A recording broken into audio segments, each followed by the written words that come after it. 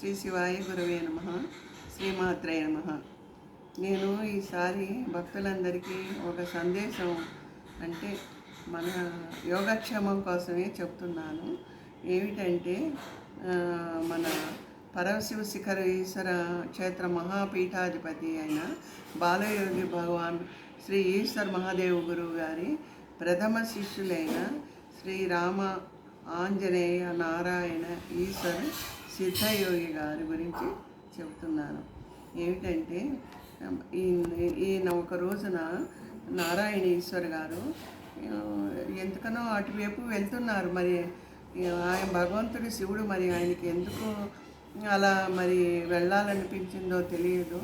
అలా వెళ్తుండగా అక్కడ ఏదో ఒక క్షేత్రం ఉన్నది అన్న అనుభూతి ఆయనకి కలిగింది. ఆ దరిదాపుల్లోకి వెళ్ళేటప్పటికి ఏముందా చూద్దామన్న కుతూహలంతో ఆయన పైకి వెళ్తే అక్కడ మంచి స్వయంభూ అయిన శివలింగం ఉన్నది. అక్కడ ఒక సిద్ధయోగి మహాపురుషులు అక్కడ ఉన్నారన్నమాట. ఉండేటప్పటికీ ఆయనకి మనసంతా ఏమిటా ఇంత ఆనందంగా ఉన్నది, ఒక అనుకోని అనుభూతి కలిగింది అన్న భావంతో ఆయన అక్కడికి వెళ్ళి ఆ మహానుభావుల్ని దర్శనం చేసుకున్నారు. దర్శనం చేసుకోగానే యోగాలో ఉన్న ఆ మహానుభావులు భగవాన్ మహాదేవ్ ఈశ్వర్ గారు కళ్ళు తెరిచి ఈయన్ని చూసి ఆశీర్వదించారు. నాయన, నిన్ను చూస్తుంటే నాకు మనసులో నీ మొహంలో ఒక మంచి తేజస్సు కలుగుతోంది. ఎందుకో నాకు నీవు సిద్ధ పురుషుడు అవుతావన్న భావన నాకు నీలో కలుగుతోంది. కనుక నీవు కొన్ని రోజులు ఇక్కడే ఉండి నీవు కూడా ఈ శివుని యొక్క సేవ చేసుకొని ఆయన చెప్పినట్టుగా కొన్ని సంవత్సరాలు ఆయన అక్కడ తపస్సు చేశారు. అంటే ఆహారము అది లేకుండా కూర్చున్నట్టు కదలకుండా ఆయన అలా సమాధి స్థితిలోకి వెళ్ళిపోయి తపస్సు చేశారు. అప్పుడు సిద్ధయోగి బాలయోగేశ్వర మహానుభావులు గురువు గారు ఆయన చాలా సంతోషించి ఆయన్ని అందులో నుంచి మనలోకి రప్పించి ఆయన కొన్ని సిద్ధయోగం ఆయనకి ఇచ్చి, నువ్వు నా ప్రథమ శిష్యుడివి, నా కోసం ఇంత దూరం ఎవరు భక్తులు ఎప్పుడూ రాలేరు కనుక నా బదులు నీవు కొంచెం లోక కళ్యాణం కోసం అందరికీ ఉపయోగపడును ఆయన అని చెప్పి ఆయన ఆజ్ఞ వేశారు. ఆ ఆజ్ఞ ప్రకారం నారాయణ ఈశ్వర్ గారు మనందరికీ ఉచితంగా ధ్యానం నేర్పడం, దుఃఖంగా ఉన్న వారందరికీ దుఃఖం తొలగించే సేవా కార్యక్రమం అవన్నీ చేద్దామని గురువుగారు ఆజ్ఞతో సంకల్పించుకున్నారు. కనుక మనం అందరము ఈ అవకాశాన్ని సద్వినియోగం చేసుకుందాం. ఈ సంసారం అనే మహాసాగరంలో ప్రతి ఒక్కరికి ఏదో ఒక బాధ ఉంటూనే ఉంటుంది. అనారోగ్యాలు, బాధలు, సమస్యలు లేని జీవనం అన్న అటువంటి వారు ఉండనే ఉండరు, ఎవరో ఎక్కడో ఒక్కరు తప్ప. కనుక మనం ఈయన మూలకంగా ఈయన దర్శనం చేసుకొని ఈయన చెప్పినట్టుగా మీ బాధలు చెప్పుకొని అవి తొలగే మార్గము ఆయన మీకు చెప్తారు.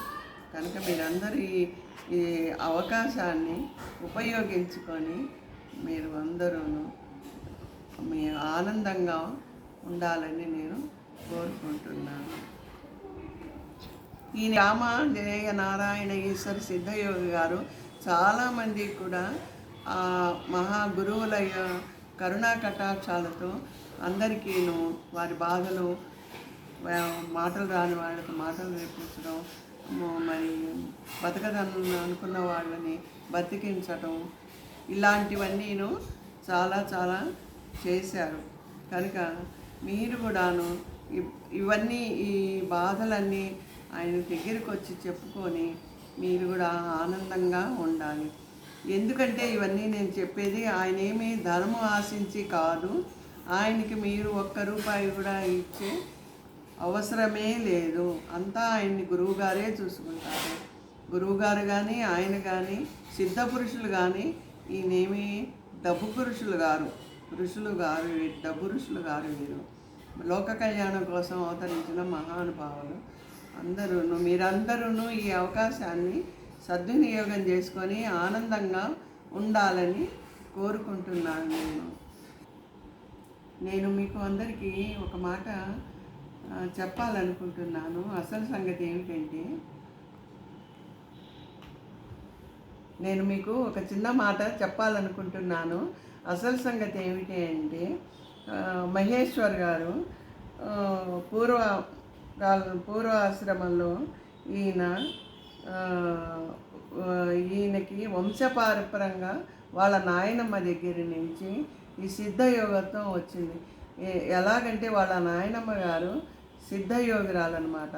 ఇప్పటికీ ఆవిడ అందులోనే ఉంటారు. వీరు అదేంటి బాసర దగ్గరలో కుబేరు మండలం అనే ఊళ్ళో ఉంటారనమాట. ఈయనకి వాళ్ళ నాయనమ్మ దగ్గర నుంచి వంశపారంపరంగా ఈ సిద్ధయోగత్వం వచ్చింది. దానికి తోడు ఆ మహానుభావుల్ని దర్శించుకునేటప్పటికీ ఇంకా పరిపక్వతమై ఆయన మన అందరికీ కూడా గురువు అయ్యేటటువంటి స్థానం సంపాదించుకున్నారు. శ్రీరామ ఆంజనేయ నారాయణ ఈశ్వర సిద్ధయోగి గారు ఈయన వంశపారంపరంగా వాళ్ళ నాయనమ్మతో వచ్చిన సిద్ధ గురువే కాక ఎంతోమంది ఋషులు, మహానుభావులు, పీఠాధిపతులు,